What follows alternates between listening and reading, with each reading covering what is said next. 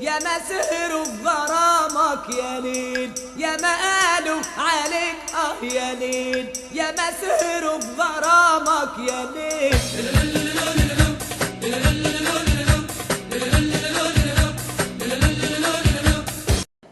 Let me talk a little bit about the structure of a belly dance show.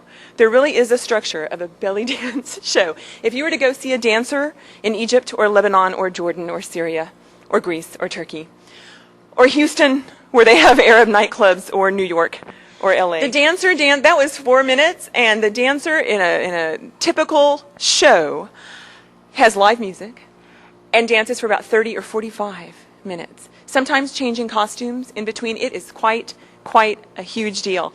And there's a structure to that show.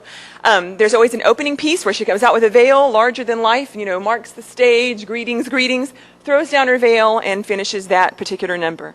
Then there is what is called a Tux Team, and it's where one of the musicians, whatever instrument he's playing, there's violins, there's accordions, there's the ouds, a string instrument, a qanun, another stringed instrument.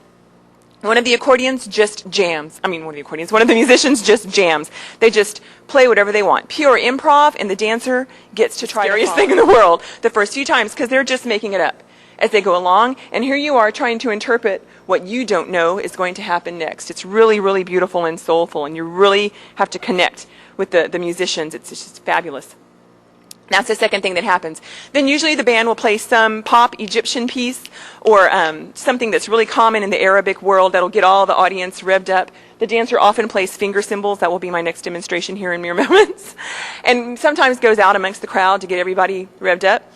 Then a lot of times the band will play a folkloric piece, just reminding everybody of their homeland. In the Egyptian style, a lot of times they'll play what's called a Saidi rhythm, and the dancer will pick up a cane and dance with the cane and twirl a cane around. And the reason that she does that, it's like reminiscent of the days when everyone was traveling in tribes and people had to mind their belongings and their animals and all of this. And a lot of times the men would carry these huge sticks. Like if you went jogging and you don't want the dogs to pick on you, you carry a huge stick.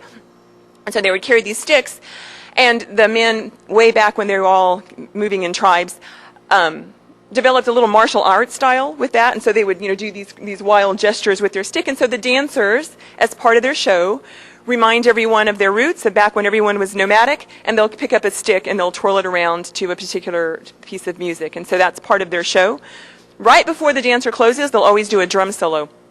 So earlier I said there's a taksim where a musician just improvises and plays whatever he wants on his instrument, and the dancer gets to follow. Well, in a drum solo, it's the percussion section that just jams out, and they do whatever they want, and the dancer gets to try to follow. And it's incredible, and you just sweat like crazy, and it's beautiful, and just all these drums are going, and it just revs everybody up. And then there's the closing number, the exit, and the dancer will take a few laps and go away. But these shows will run 30 to 45 minutes. It's really, really exciting to see a professional dancer in that kind of a setting. And the live music, that adds so much to it, to have the musicians creating it all right there.